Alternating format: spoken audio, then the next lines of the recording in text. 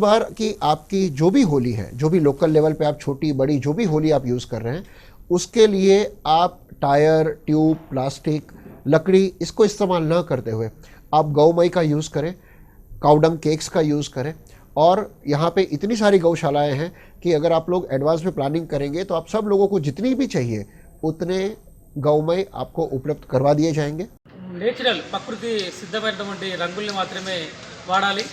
మరి వేరే వాడినట్లయితే మరి వాటి ద్వారా మరి ఎన్నో రకాల చర్మ వ్యాధులు వస్తాయి. అదేవిధంగా పొల్యూషన్ వాటర్ కూడా కలుషితం అవుతుంది. కాబట్టి ప్రతి ఒక్కరు కూడా ప్రకృతి సిద్ధమైనటువంటి रंगोली मात्रा में वाड़ाली। हम जिस तरीके से होली मनाते हैं वो एनवायरनमेंट को, नेचर को, सभी चीज़ को पॉल्यूट करता है। चाहे वो फिर टायर जलाना हो, चाहे लकड़ी जलाना हो, यहाँ तक कि कलर्स जो आते हैं वो भी केमिकल बेस्ड कलर्स आते हैं। सनातन धर्म इसके बारे में नहीं है।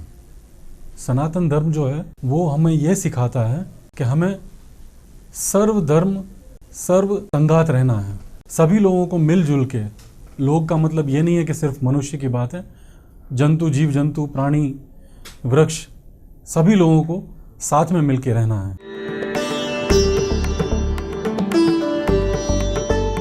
और इतनी सारी लकड़ियों का जलाना पूरे देश भर में, उसकी जगह पे अगर हम काउडंग को यूज़ करते हैं तो हमें दो फायदे हैं। एक तो हमारे पेड़ पौधे बच जाएंगे, हम बहुत सारी लकड़ियों को कंजर्व कर पाएंगे।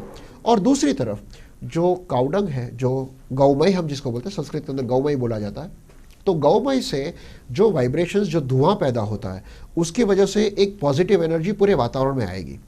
आज हम सब लोगों को पता है कि कोरोना का एक वेव हम लोग 2020 से अब तक में सहन कर चुके हैं और अब 2022 के अंदर उस कोरोना का सेकंड वेव आया है। तो उसके सामने प्रोटेक्शन के लिए गौमय या काउडंग हमारे लिए बहुत अच्छा प्रोटेक्शन का शील्ड के हिसाब से काम कर सकता है। जैसा हमें पता है कि 20 साल पहले रशिया ने एक रिसर्च किया था जहां पर उन्होंने देखा था कि जहां पर भी काउडंग लगाया जाता है वहां पे रेडिएशंस और वायरसेस, बैक्टीरियाज नहीं आ पाते हैं। हमें ये भी पता है कि हमारे गाँवों के अंदर पुराने ज़माने में सभी घरों को काउडंग से ही लिपा जाता था। उसकी भी वजह यही थी कि उससे स्वच्छता और इंसेक्ट जैसे बैक्टीरियाज हैं, इंसेक्ट है, ये सब उससे दूर रहें। కామదహనానికి టైర్ ట్యూబ్లు కూడా వాడొద్దు, ఎందుకంటే అది క్యాన్సర్ కారకం. అది సాంప్రదాయ పద్ధతిలో 2-3 కట్టెపుల్లలతో చేసుకోవాల్సిందిగా విజ్ఞప్తి. సనాతన సాంప్రదాయంలో మనకి ఏం చెప్పబడింది అని అంటే, ఈ గోగి పూలతో వచ్చినటువంటి వాటిని మరిగించి వాటి ద్వారా వచ్చినటువంటి రసం ద్వారా హోళీ ఉత్సవాన్ని చేసుకోవాలి. లేదంటే ఆవు పిడక ద్వారా వచ్చినటువంటి భస్మం ద్వారా ఈ హోళీ ఉత్సవము, గోమూత్రం ద్వారా ఈ ఉత్సవం జరుపుకుంటే మనం పర్యావరణాన్ని కాపాడిన వాళ్ళమే.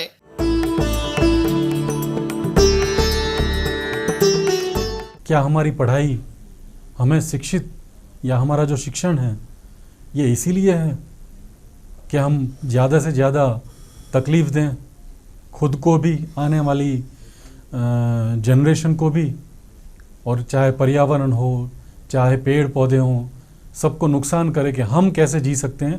हमारी जीने की स्टाइल चेंज नहीं होनी चाहिए, इसलिए हम सारी चीज़ें करते हैं। मित्रों, ये बात नहीं है, ये गलत है। एजीवीटी हमें फिर से एक नया रास्ता दिखा रही है, जो पथ दिखा रही है वो हमें वापस हमको अपनी जड़ों की तरफ लेके जाएगा। అత్యంత పవిత్రంగా దీన్ని ఆవు పిడకలు, నెయ్యి వీటిని వేసి ఆచరించవలసిందిగా, దీన్ని మంచి గౌరవప్రదంగా జరుపుకోవలసిందిగా हमारे ऋषि मुनियों ने एक व्यवस्था बनाई कि हम होली के दिन क्या अर्पण करते हैं। हम चना देते हैं, हम धानी देते हैं, हम खजूर देते हैं, हम पताशे देते हैं। इन सब का एक ही मतलब है कि अब जो परिवर्तन होने वाला है, आपके शरीर में से ठंडक बाहर जाती जाएगी और गर्माहट अंदर आएगी। इस दौरान आपका बहुत सारा लंग्स के अंदर से फ्लेम या कफ बाहर निकल सकता है। तो इसे मारने का सबसे अच्छा तरीका है या तो आप चने खाइए, या तो आप पॉपकॉर्न या धानी खाइए, या आप खजूर खाइए। ये तीनों ही आयुर्वेद के हिसाब से कफ को मारने के लिए बहुत ही अच्छे उपाय माने गए हैं और बरसों से इसका हम इस्तेमाल करते जा रहे हैं।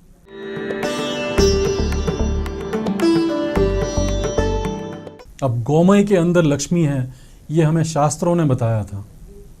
तो आप समझ सकते हैं कि हमारे जो पूर्वज ऋषि मुनि थे, उनके पास कितना ज्ञान था हालांकि उनके पास कोई साइंटिफिक मॉडर्न एम्यूनिटीज़ नहीं थे, लेकिन फिर भी आध्यात्म से उन्होंने ये सारे शोध किए थे और ये सब लिखा है शास्त्रों में।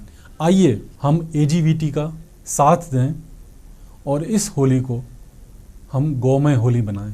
गौमय होली के लिए हम गोबर के कंडों से होली बनाएं। कलर जो है वो भी गौमय से बनने लगे हैं, हम कलर भी उसी का इस्तेमाल करें। ये तो आज का साइंस भी बोलता है कि गोबर से अगर स्किन पे अगर लगाया जाता है तो आपका स्किन షైనింగ్ करता है।